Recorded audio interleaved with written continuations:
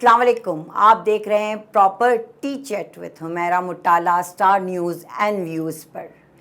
शहबाज शरीफ की नई हुकूमत के आने के बाद हर तरफ नए बजट का चर्चा और नए बजट की डिमांड है।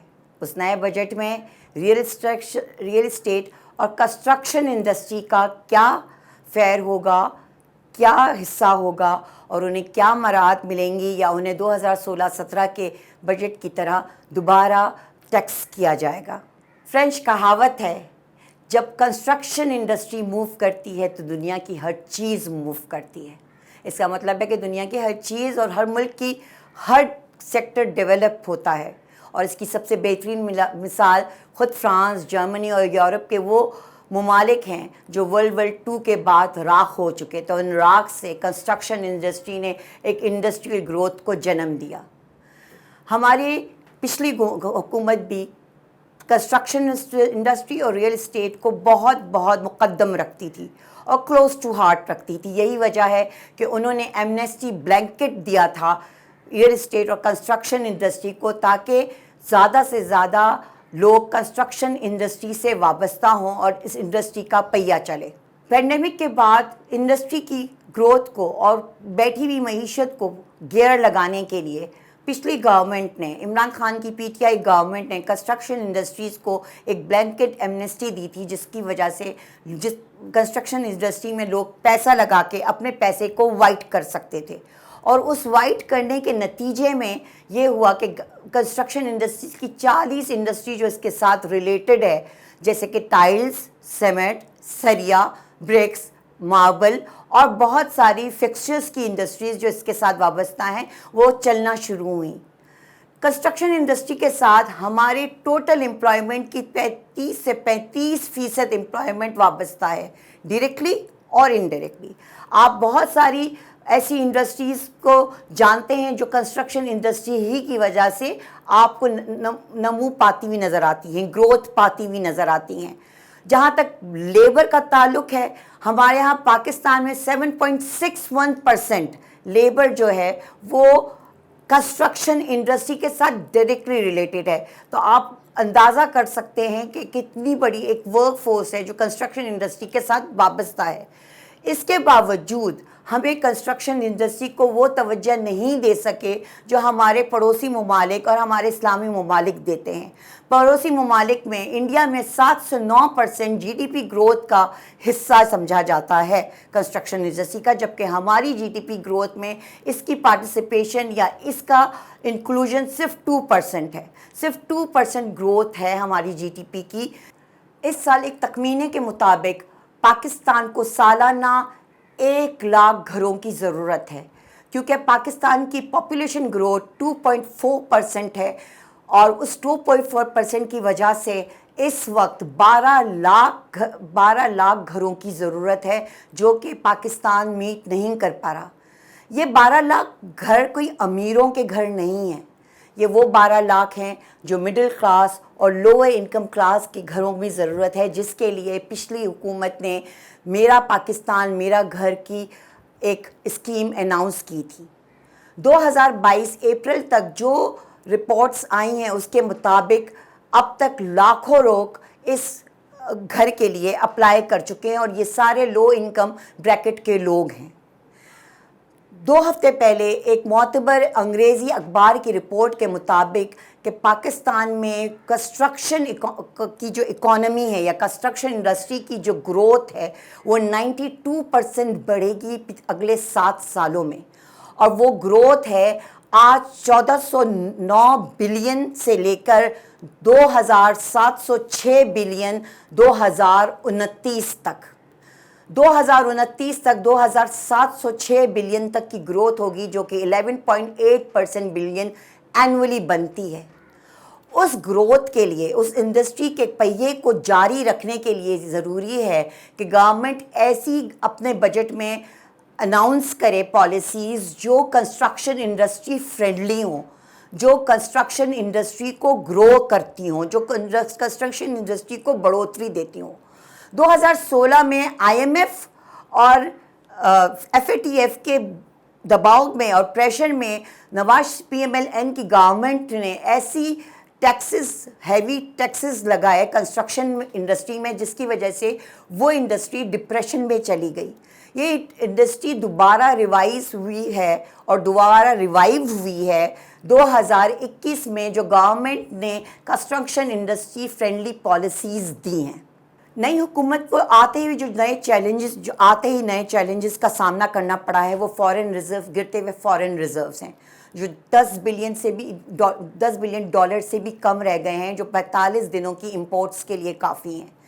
اس میں سب سے نان پروڈکٹیو جو سیکٹر لگتا ہے گورنمنٹ کو، جو شہباز شریف نے اپنے پچھلے دنوں ایک بیان میں کہا ہے کہ وہ نئے آنے والے بجٹ میں یا اپنے اس 2022 کے بجٹ میں کنسٹرکشن انڈسٹری کو ہیویلی ٹیکس کریں گے، کیونکہ ان کے خیال میں وہ ایک نان پروڈکٹیو انڈسٹری ہے. حالانکہ اسی نان پروڈکٹیو انڈسٹری کی وجہ سے آج کئی انڈسٹریز کا پہیہ چل رہا ہے. فارمر چیئرمین اشفاق احمد، جو فیڈرل بیورو آف ریونیو یعنی FBR کے چیئرمین ہیں، ان کے مطابق پچھلی گورنمنٹ نے جو ایمنیسٹی اناؤنس کی تھی بلیک منی کو وائٹ کرنے کے لیے، اس میں 965 ملین پیسہ وائٹ ہوا تھا، جو دوبارہ کنسٹرکشن انڈسٹری میں نہیں آیا. لیکن اس ایمنیسٹی کی وجہ سے 965 ملین جو آپ کا پیسہ ہے وہ وائٹ ہو کے اکانومی میں ضرور شامل ہوا، لیکن کنسٹرکشن انڈسٹری میں واپس نہیں آیا. اسی اناؤنسمنٹ کی وجہ سے جو 2021 میں گورنمنٹ نے لو ہاؤسنگ انکم کے لوگوں کے لیے کی تھی، اس کی وجہ سے پیکرا کی وجہ سے، جو پیکرا کی ایک رپورٹ ہے، پاکستان کریڈٹ ریٹنگ ایجنسی کی ایک رپورٹ کے مطابق، جس نے ریئل اسٹیٹ ڈیولپمنٹ کے متعلق دی ہے، کہ 2018 سے 2021 سے ان ریزیڈینشیل پراپرٹی میں کی پرائسز میں جو اضافہ ہوا ہے وہ 42.7% ہے، وہ 42.7% ہے، جبکہ ہاؤسنگ کی پرائسز میں جو اضافہ ہوا ہے وہ 43% کے لگ بھگ ہے. اور اسی کے ساتھ پلاٹ کی پرائسز میں 30.2% کا اضافہ ہوا ہے، جو 2018 سے 2021 کے درمیان جمپ لیا ہے. گورنمنٹ نے جو ہاؤسنگ اسکیم اناؤنس کی تھی، اس میں گورنمنٹ کو 2022 اپریل تک 409 بلین کی اپلیکیشنز وصول ہوئی ہیں، جبکہ یہی اپلیکیشنز پچھلے سال 2021 میں 57 بلین وصول ہوئی تھی. اس کا مطلب ہے کہ لوگ پیسہ لگانے کے لیے تیار ہیں. اس کا مطلب یہ ہے کہ لوگ ہاؤسنگ اسکیم سے امید رکھتے ہیں. تو گورنمنٹ کے لیے جو گورنمنٹ اناؤنس کرنے جا رہی ہے یا اناؤنس کرے گی بجٹ میں، اس کے لیے ضروری ہے کہ ہاؤسنگ اسکیم کو جاری رکھیں اور گورنمنٹ کنسٹرکشن انڈسٹری کو اس طرح کے انسینٹیوز دیں جس میں جینوئن بائر کو، کیونکہ اس اسکیم جو اناؤنس کی گئی تھی عوام کے لیے کہ اس میں لو انکم کے لیے ہاؤسنگ لونز اویلیبل ہوں گے، اس کی وجہ سے پلاٹس کی جو قیمتوں میں وہ بے تحاشا اضافہ ہوا تھا. اگر اس چیزوں کو ریگولیٹ کیا جائے اور ان بجٹ میں ان چیزوں کو دیکھا جائے، جو کہ آباد کا بھی ایک پروپوزل ہے اور ریکمنڈیشن ہے کہ ایک ایسی ریئل اسٹیٹ ریگولیٹری اتھارٹی بنائی جائے جو پرائسز کو جنرلی ریگولیٹ کرے، تو اس سے عام جو مڈل کلاس اور نارمل اور لو انکم کلاس کے جو صارف ہے یا جو اپنے گھر بنانا میں انٹرسٹ رکھتے ہیں، ان کے لیے یہ مفید ثابت ہوگا. ورلڈ بینک کی 2008 کی ایک رپورٹ کے مطابق ایک یونٹ جو ایکسپینڈیچر کنسٹرکشن انڈسٹری میں کیا جاتا ہے وہ ایکچولی ملٹی پلائنگ ایفیکٹ رکھتا ہے، یعنی اس کا اثر ایک یونٹ کا نہیں ہوتا، 500 بڑھ کر ہوتا ہے، 5 ٹائمز بڑھ کر ہوتا ہے، کیونکہ وہ بہت ساری اور انڈسٹریز کو متاثر کر رہا ہوتا ہے. جبکہ پاکستان میں construction industry real estate development کو ایک نان پروڈکٹیو چیز سمجھی جاتی ہے، جو کہ ضروری ہے کہ ہمارے اکنامک پالیسی میکرز اس فریم ورک پہ کام کریں کہ یہ ایک بیکار یا نان پروڈکٹیو انڈسٹری نہیں ہے. اس کے ساتھ بہت سی انڈسٹریز جڑی ہوئی ہیں اور اس کے ساتھ ڈیولپمنٹ جڑی ہیں. اس کی سب سے بڑی مثال ملیشیا ہے. جب ملیشیا اپنی 1990 کی دہائی میں جب ایشین ٹائیگر بن کے ابھرا تھا، تو مہاتیر محمد نے ایسے پروجیکٹس سٹارٹ کیے تھے، ایسے انفراسٹرکچر پروجیکٹس سٹارٹ کیے تھے جس سے لوگوں کو روزگار بھی مہیا ہوا اور انڈسٹری کا پہیہ بھی چلنے لگا. Association of builders and developers, جو کہ تمام بلڈرز اینڈ ڈیولپرز کی، جس میں ریئل اسٹیٹ بھی شامل ہیں، ان کی ڈیمانڈ ہے اس دفعہ جو پروپوزل آ رہا ہے اور ایک ریکمنڈیشن ہے کہ اسٹیل جو بارز جو اور ٹائلز جو باہر سے امپورٹ کی جاتی ہیں اس پر ریگولیٹری ڈیوٹی کو ختم کیا جائے. وہ ریگولیٹری ڈیوٹی 2016-17 میں اس لیے لگائی گئی تھی کہ $600 پر ٹن سے پرائز گر کے اسٹیل بارز کی $225 پر ٹن ہو گئی تھی. تو لوکل مینوفیکچررز کو کمفرٹ کرنے کے لیے، پروٹیکٹ کرنے کے لیے یہ ریگولیٹری ڈیوٹی لگائی گئی تھی. لیکن اب اس وقت $750 پر ٹن چل رہا ہے اسٹیل بار پوری دنیا میں. تو یہ جو پروٹیکشن دی جا رہی ہے لوکل مینوفیکچررز کو، وہ انڈیو یعنی ایسی ہے جس کی ضرورت نہیں ہے. Pakistan real estate investment forum کے پریزیڈنٹ شعبان الہی اور آباد، ان سب کی ایک لوکل سجیشن ہے اور ایک ووکل سجیشن ہے کہ ایک ایسی regulatory authority, real estate regulatory authority کا قیام کیا جا سکے جس سے تمام ریئل اسٹیٹ اور ڈیولپرز کو ریگولیٹ کیا جائے.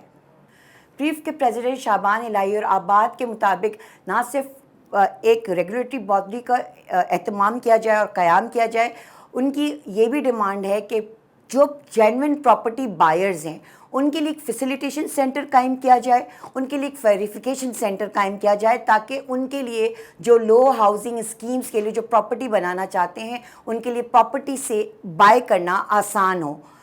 کراچی ٹیکس بار ایسوسی ایشن کے مطابق ایف بی آر کے لیے ضروری ہے کہ پراپرٹی بائرز اور پراپرٹی ٹریڈرز کے لیے ایک الگ کلاس متعین کی جائے یا متعارف کی جائے تاکہ اس سے ان کی جو اوتھینٹسٹی ہے اس میں بھی اضافہ ہو اور ریونیو کا پیسہ بھی بڑھے.